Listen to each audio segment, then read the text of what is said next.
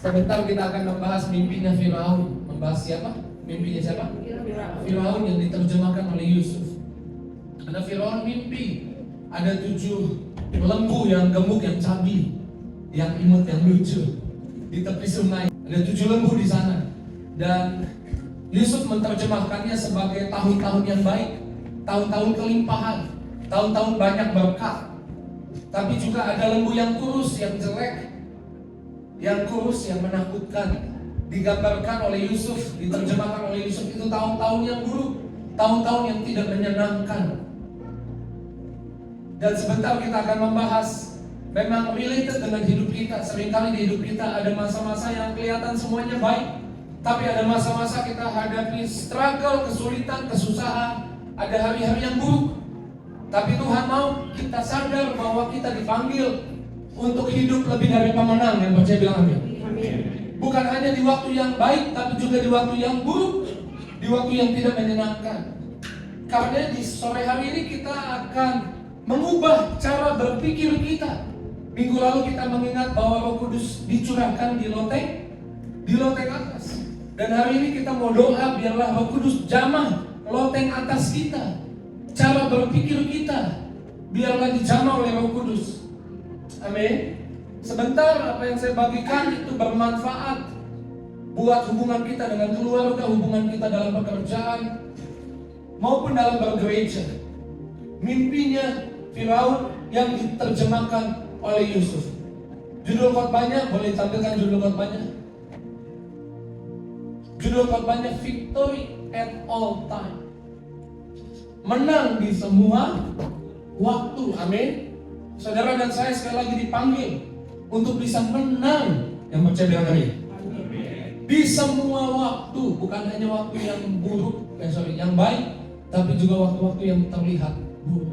Yuk kita lihat mimpinya Firaun ada di Kejadian 41 ayat 1 sampai ayat yang keempat. Bukan saya, Pak Beri akan bacakan buat kita. Kejadian 41 ayat yang pertama sampai yang keempat. Setelah lewat 2 tahun lamanya, bermimpilah Firaun bahwa ia berdiri di tepi sungai Nil. Jadi Firaun mimpi dia berdiri di tepi sungai Nil. Kemudian ayat 2. Ayat yang kedua, tampaknya dari sungai Nil itu keluar 7 ekor lembu yang indah bangunnya dan gemuk badannya, lalu memakan rumput yang di tepi sungai itu. Keluar dari sungai itu lembu yang gemuk, lembu yang indah bangunnya, cakep, cabi, lucu gitu kan, dan gemuk, lalu makan rumput di situ. Kemudian di ayat 3, ayat yang ketiga, kemudian nampaklah juga 7 ekor lembu yang lain yang keluar dari dalam sungai itu, buruk bangunnya dan kurus badannya, lalu berdiri di samping lembu-lembu yang tadi di tepi sungai itu. Lembu yang kurus dikatakan buruk bangunnya, kemudian keluar juga dari sungai Nil dan berdiri di bersamping-sampingan dengan lembu yang gemuk. Saya mau saudara bisa melihat mimpinya Firaun. Ini yang Firaun mimpikan dan nanti diterjemahkan oleh Yusuf. Kemudian di ayat 4, ayat yang keempat, lembu-lembu yang buruk bangunnya dan kurus badannya itu memakan ke-7 ekor lembu yang indah bangunnya dan gemuk itu, lalu terjagalah Firaun. Menurut saya ini mimpi yang mengerikan, karena lembu yang kurus itu tiba-tiba dalam mimpinya Firaun memakan lembu yang gemuk. Lembu yang gemuk itu ditelan habis oleh lembu yang kurus. Lalu Firaun kaget, terjaga, terbangun dan tidak tahu apa artinya. Panggil semua penafsir mimpi, nggak ada yang bisa. Sampai akhirnya juru minum raja ingat bahwa mimpinya diterjemahkan di penjara. Dia dikembalikan posisinya jadi juru minum raja lagi. Dan dia menceritakan itu kepada Firaun dan Yusuf dipanggil. Dan waktu Yusuf dipanggil, Yusuf ditanya apa arti mimpinya. Yusuf berkata, ada hari-hari yang baik, tapi juga ada hari-hari yang buruk. Supaya kita bisa berkemenangan di setiap waktu, kita harus memanfaatkan, memaksimalkan hari yang baik, memaksimalkan yang positif, yang baik, yang bagus, tapi meminimalkan yang negatif, yang buruk. Dalam arti lain, Yusuf berkata, jangan biarkan tahun-tahun yang buruk itu, tahun-tahun kekeringan itu memakan habis tahun-tahun yang kelimpahan. Jadi Yusuf mau berkata bahwa di tahun yang penuh kelimpahan itu harus dimaksimalkan, supaya di tahun yang penuh kekeringan itu bisa tetap survive, bisa tetap yaitu punya makanan, bisa tetap hidup. Dan kita tahu dari mimpinya, dari tafsiran mimpi yang diterjemahkan oleh Yusuf kepada Firaun, akhirnya Mesir survive di masa kekeringan. Bahkan Yusuf bisa kasih makan keluarganya di masa kekeringan. Tapi ada pesan yang bermanfaat buat hidup kita. Lewat mimpinya Firaun, Yusuf mau berkata, jangan biarkan lembu yang kurus itu makan lembu yang gemuk. Jangan biarkan yang buruk menelan, memakan habis yang baik. Amin. Jangan biarkan kita mungkin sedang menghadapi hari-hari yang buruk, hari-hari yang tidak menyenangkan. Tapi jangan biarkan hari yang buruk, hari yang tidak menyenangkan memakan habis hari yang baik yang Tuhan sudah siapkan buat hidupmu. Seringkali kita bukan tidak menerima sukacita dari Tuhan, bukan Tuhan tidak memberikan sukacita, bukan Tuhan tidak memberikan berkat, atau Tuhan mengambil lagi berkatnya, mengambil lagi sukacitanya. Tapi kita kehilangan sukacita yang dari Tuhan, kita kehilangan berkat yang dari Tuhan, karena kita membiarkan yang buruk memakan habis yang baik. Contoh di gereja, saya suka kasih contoh di gereja nih. 2 Timotius 2 ayat 20 boleh dibaca, Pak Beru. 2 Timotius 2 ayat 20. Dalam rumah yang besar bukan hanya terdapat perabot dari emas dan perak, melainkan juga dari kayu dan tanah. Yang pertama dipakai untuk maksud yang mulia, dan yang terakhir untuk maksud yang kurang mulia. Di rumah Tuhan ada yang dari emas, perak, tapi ada yang dari kayu, ada yang dari tanah. Tapi ada jemaat Tuhan yang gak mau gereja lagi, karena dia berkata, Pak Pendeta saya gak mau gereja lagi, saya online aja, lebih baik online aja. Karena saya tahu ada satu pelayan Tuhan, dia munafik, dia bukan orang baik, saya tahu kelakuannya. Kenapa dia melayani? Kenapa diizinkan melayani? Saya gak suka sama dia, karena satu orang itu matanya fokus pada satu orang itu, sehingga dia melupakan di gereja banyak orang yang baik. Di gereja bisa menyembah Tuhan, bersukacita dalam pujian penyembahan, seperti tadi saudara bersukacita, sehingga dia kehilangan berkat yang Tuhan punya tiap minggu di gereja buat hidupnya. Bukan karena Tuhan ambil berkatnya, tapi karena dia membiarkan yang buruk memakan habis yang baik. Sampai di poin ini saudara mengerti? Amin. Di rumah yang besar, di rumah yang penuh berkat, lupa rumahnya penuh berkat, lupa di gereja ada kebenaran firman yang disampaikan yang memerdekakan, lupa di gereja ada penyembahan yang bawa kita menikmati hadirat Tuhan.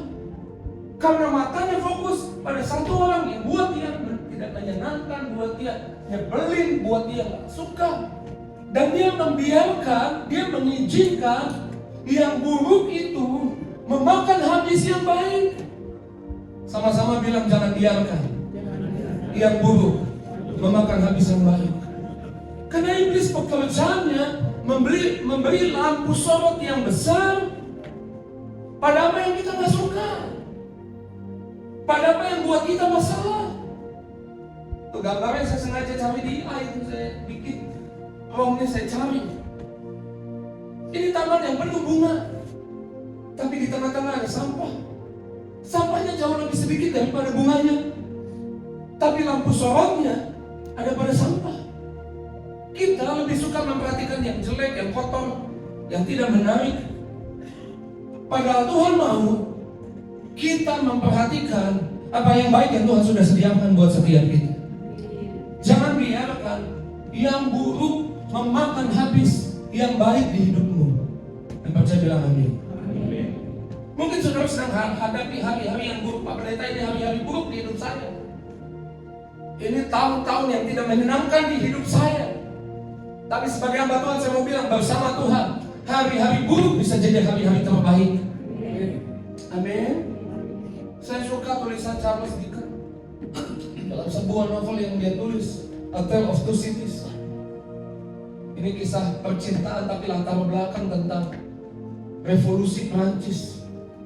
Dan di Prancis mungkin ada hari-hari yang buruk, tapi Charles Dickens lewat bukunya dia coba coba memberi semangat bahwa di hari yang terburuk seringkali ada hari yang terbaik. Dan dia menulis tulisannya dengan tulisan seperti ini, waktu terbaik di dalam waktu yang terburuk. Mungkin saudara ada di waktu yang menurutmu waktu-waktu yang tidak menyenangkan, waktu yang terburuk. Tapi sebagai hamba Tuhan, bagi saya pernah mengalami waktu-waktu yang terburuk, waktu-waktu yang tidak baik buat saya. Justru hari ini saya temukan itu hari yang terbaik, waktu yang terbaik.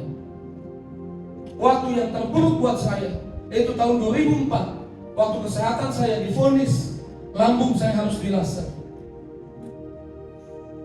Itu hari terburuk buat kesehatan saya. Di Bogor belum ada alat yang harus ke Jakarta. Tapi di hari yang sama, di waktu yang sama, di hari yang sama, saya ke gereja di BBS, berjumpa mendiang Bapak Gembala di parkiran dan didoakan. Kalau you percaya, you nggak perlu operasi. Lalu saya ikut ibadah. Waktu saya ikut ibadah, kemudian saya doa, Tuhan, kalau saya sembuh, saya janji saya melayani Tuhan. Dan kalau saya berdiri di hadapan saudara hari ini, karena Tuhan menyembuhkan saya, karena saya mengalami hari-hari yang buruk, tapi saya memberi kesimpulan di hari-hari yang terburuk bersama Tuhan jadi hari-hari yang terbaik. Untuk beberapa yang dah saya bilang, Alkitab berkata 2 Timotius 3 ayat 1, pada hari-hari terakhir akan datang masa yang sukar. Kita ada di hari terakhir, datang masa yang sukar, perang di mana-mana. Hari Kamis surprise, kaget semua orang, karena memang cukup mencurigakan ketika Israel mengevakuasi beberapa kedubesnya di daerah Timur Tengah juga Amerika. Dan betul saya Jumat pagi dia serang Iran dan Iran balas serangannya. Terjadi perang yang mungkin juga memberi dampak buat kita yang ada di Indonesia. Ini hari yang sulit, hari yang sukar. Tapi dengar baik, Alkitab juga berkata pada hari terakhir, kitab Yoel 2, Yoel menulis, bukan Yoel yang jualan komputer di depan. Yoel, Nabi di perjanjian lama, menulis perkataan Tuhan. Tuhan berkata, pada hari terakhir, aku akan mencurahkan rohku ke atas semua manusia. Anak-anakmu laki-laki dan perempuan akan bernubuat. Orang-orangmu akan dapat penglihatan. Orang-orangmu yang tua akan mendapat mimpi. Dalam teks lain dikatakan orang-orangmu yang tua berani mimpi lagi. Dalam arti lain pada hari terakhir datang masa yang sukar. Tapi di hari yang sama di masa yang sukar ada mujizat dari Tuhan. Buat saudara yang sedang hadapi hari sulit, hari susah, dengar, jangan biarkan kau menyerah dengan putus asa, kau menyerah dengan kekalahan. Tapi miliki iman. Di hari-hari terburuk hidupmu bersama Tuhan, Tuhan bisa ubah jadi hari terbaik. Di hari yang sama ada hari yang terburuk, tapi hari yang terbaik. Mungkin kita berjumpa dengan Tuhan. Tepuk tangan yang dahsyat dan luar biasa. Jangan biarkan yang mulut memakan habis yang baik. Artinya pertemanan hancur. Selama ini sharing, selama ini cerita, berbagi doa, berbagi cerita, tapi hanya gara-gara klub bolanya beda dan kalah. Kemudian sakit hati, diledeki, klub bola yang kalah. Karena masalah klub bola gak temenan lagi. Membiarkan yang buruk buat dia. Jangan hina-hina klub bola buruk. Lu sakit hati. Gara-gara klub bola gak berteman lagi. Ini benar kejadian aja loh. Dia membiarkan yang buruk memakan habis. Jangan biarkan. Mungkin kau ada di hari-hari terburuk, tapi jangan biarkan yang buruk memakan habis yang baik. Amin. Jangan biarkan kau kehilangan sukacita, damai, sejahtera yang Tuhan sudah siapkan di hidupmu, karena kau terlalu fokus pada apa yang buruk. Karena kau terlalu fokus pada apa yang menurutmu tidak baik. Di hari yang terburuk ada hari yang terbaik. Amin. Victory at all time. Paulus mengerti 2 Korintus 1 ayat 8 sampai 10 boleh dibaca. 2 Korintus 10. 2 Korintus 1 ayat 8 sampai 10. Sebab kami mau saudara-saudara supaya kamu tahu akan penderitaan yang kami alami di Asia Kecil. Sebentar, yang dialami di Asia Kecil apa? Bukan kesukaan ya. Berarti ini hari yang buruk nih. Ini waktu yang tidak baik nih.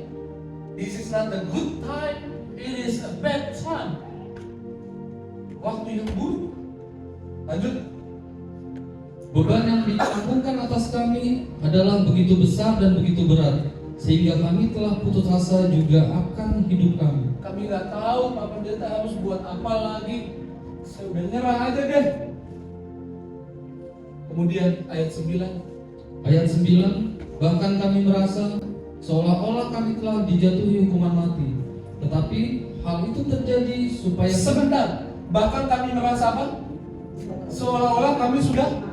Masalah ini buat saya berpikir Pak Pendeta Tuhan lagi marah sama saya, Tuhan lagi hukum saya. Dan saya mungkin sedang menangis. Kenapa Tuhan hukum saya? Kenapa ini terjadi sama saya? Seperti dijatuhi hukuman mati. Kalimatnya bilang tetapi. Sama-sama bilang tetapi. Tetapi artinya kalimat interupsi. Kata sambung untuk interupsi.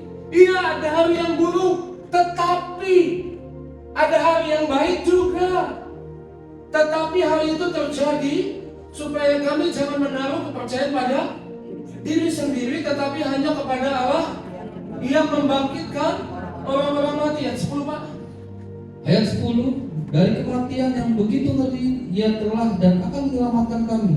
Kepadanya kami menaruh pengharapan kami bahwa Ia akan menyelamatkan kami lagi. Justru karena masalahnya begitu mengerikan, membuat saya nggak berharap sama diri sendiri dan berserah sama Tuhan. Dan berserah sama Tuhan, it's not a bad idea, it is a good idea. Berserah sama Tuhan membuat saya mengalami pembelaan dari Tuhan, pertolongan dari Tuhan. Tuhan menyelamatkan saya lagi.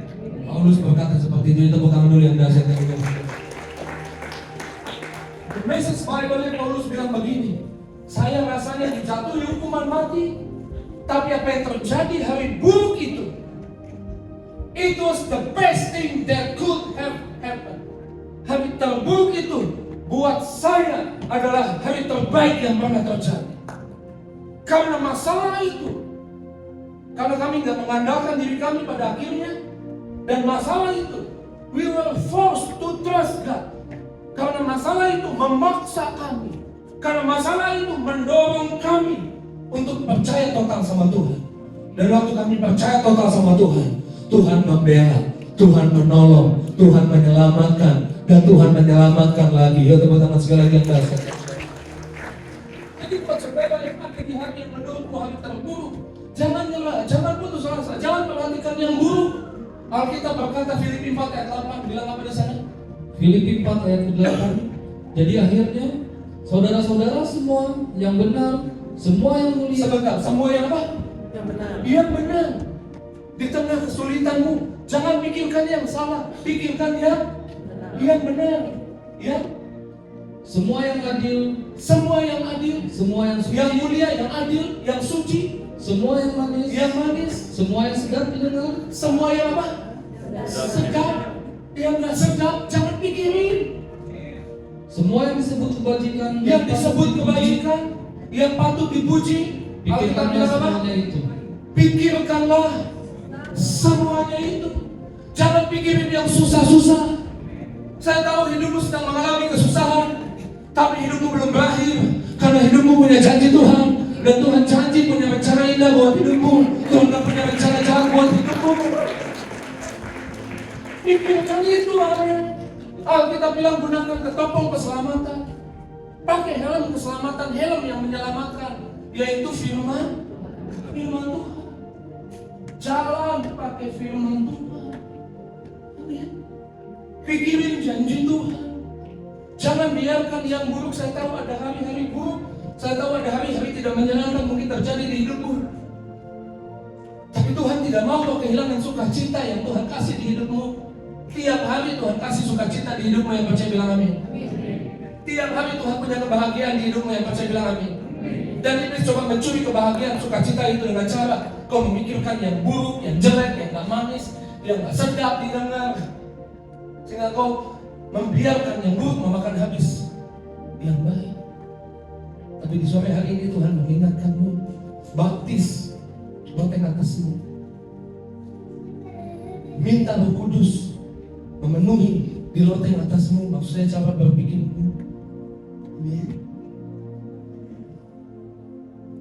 Sama-sama bilang, saya tidak akan biarkan yang buruk memakan habis. Pesan ini sederhana tapi pesan ini kuat. Karena kita ada di hari-hari yang mungkin sulit, hari-hari yang susah. Tapi kita jangan lupa kita ada di hari-hari yang penuh mujizat. Di hari-hari yang penuh berkat dari Tuhan. Daniel pasal 3, Nebukadnezar buat patung besar untuk disembah. Para pegawainya, orang sekitar Nebukadnezar, mempengaruhi Nebukadnezar buat patung itu untuk disembah. Setiap kali ada musik dari rebana, dari kecapi, kemudian gendang dimainkan, kalau musik itu berbunyi, semua orang di kerajaan Nebukadnezar harus sujud menyembah kepada patung buatan Nebukadnezar. Tapi ada 3 orang Yahudi di Daniel pasal 3 yang tidak menyembah, tidak mau menyembah patung buatan Nebukadnezar. Tahu siapa namanya? Sadrak, Mesak, Abednego. Dan kalau saudara pelajari Sadrak, Mesak, Abednego, ini orang-orang pintar di kerajaannya Nebukadnezar. Jadi saya menyimpulkan dia pegawai terbaik. 3 orang terbaik juga yang dimiliki Nebukadnezar. Tapi dari sudut pandang Nebukadnezar, dia memperhatikan 3 orang ini yang tidak menyembah. Padahal seluruh kerajaan sujud. Waktu dia fokus pada 3 yang tidak menyembah, sesuatu yang tidak menyenangkan hatinya, dia sedang mengizinkan atau dia sedang membiarkan yang buruk buat dia memakan habis semua yang baik. Saya mau bilang yang baik yang dia punya banyak, karena yang sulit menyembah jauh lebih banyak. Membuat dia kehilangan akal, dan dia mau membinasakan 3 pegawai terbaiknya. Mau dia binasakan, mau dia lempar ke dalam api. Bahkan apinya dipanaskan 7 kali lebih panas. Waktu saudara membiarkan yang buruk memakan habis yang baik di hidupmu, itu yang membuatmu kehilangan akal. Itu yang mengubahmu dari orang baik jadi orang jahat. Dan akhirnya Nebukadnezar mengambil perintah, lempar 3 orang itu ke dalam api. Waktu dilempar ke dalam api, apa yang terjadi? Nebukadnezar dari luar melihat dan bertanya kepada para pegawainya, bukankah mereka bertiga? Dan pegawainya menjawab, iya bertiga. Tapi di Daniel 3 ayatnya yang ke-25, boleh dibaca Pak Ben? Daniel 3 ayat 25, katanya, tetapi ada 4 orang kulihat berjalan-jalan dengan bebas di tengah-tengah api itu. Mereka tidak terluka, dan yang keempat itu rupanya seperti anak dewa. Mungkin saya menulisnya Son of God. Maaf itu kurang gini. Son of God. Son of God. Rupanya seperti anak Allah. Para penafsir Alkitab menerjemahkan, menafsirkan apa yang ada di Daniel 3. Pribadi keempat yang ada di Daniel 3 ayat 25 adalah Yesus Kristus. Yesus memang belum dikandung bahkan dalam kandungan Maria, belum lahir, tapi Yesus hadir di di Daniel 3 ayat 25. Rupanya seperti anak Allah. Hari itu buat Sadrak, Mesak, Abednego, it's not a good time. There is a bad time. Itu hari yang buruk. Mereka mau dilempar ke dalam api. Mereka menerima ancaman harus akan dilempar ke dalam api. Bahkan mereka masuk ke dalam api. Tapi hari terburuk ketika mereka masuk ke dalam api menjadi hari terbaik, karena di tengah-tengah api itu Yesus Kristus menjumpai mereka. dan mereka tidak terluka, nggak kebakar, tidak terjadi apapun pada mereka. Kalau saudara merasa hari ini Pak Pendeta, saya seperti ada di dalam api, sebagai hamba Tuhan saya mau bilang, jangan menyerah pada putus asa, jangan menyerah pada kekalahan. Karena kau dipanggil bukan untuk kalah, kau dipanggil untuk menang di setiap waktu. Amin. Kadang-kadang di tengah api Tuhan hadir di sana. Amin. Kadang-kadang di tengah kesulitanmu Tuhan hadir di sana. Di tengah-tengah saya harus dioperasi, harus dilaser lambungnya, Tuhan hadir di sana. Amin. Kadang-kadang di hari terburuk menjadi hari terbaik karena Tuhan hadir di sana. Buat saya pribadi, saya lebih baik di dalam perapian bersama Yesus daripada di istana yang penuh AC tanpa Yesus. Amin. Because Jesus plus nothing. Kalau Yesus ditambah nothing, sama dengan everything, sama dengan segala. Tapi everything without Jesus is nothing. Segalanya tanpa Yesus sia-sia, gak ada gunanya. Dan yang sedang alami hari-hari rasanya Pak Pendeta, saya mau dilempar ke dalam api. Jangan jadi lemah, jangan jadi takut, jangan biarkan yang buruk memakan habis yang baik.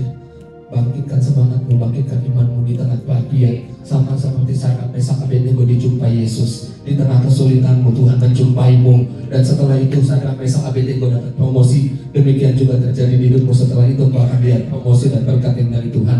Dia tepuk tangan sekali lagi yang dahsyat. Jangan biarkan yang buruk memakan habis ya. Sekali lagi saya ulang, kadang-kadang kita bukannya tidak menerima berkat atau sukacita dari Tuhan, tapi kita tidak menikmati sukacita dan berkat dari Tuhan waktu kita mengizinkan yang buruk memakan habisnya. Kadang-kadang rumah tangga yang dibangun udah bertahun-tahun, satu konflik kecil membuat lu gua end. Konflik kecil bulan lupa padahal ada cinta, ada kebahagiaan yang dijalin bersama-sama bertahun-tahun. Itu namanya membiarkan yang buruk memakan habis yang baik. Bukan Tuhan tidak, bukan Tuhan nggak memberkati, Tuhan memberkati. Tapi kita pribadi dengan cara berpikir yang salah, respon yang salah, reaksi yang salah, membuat kita kehilangan sukacita, berkat yang Tuhan sudah siapkan buat kita.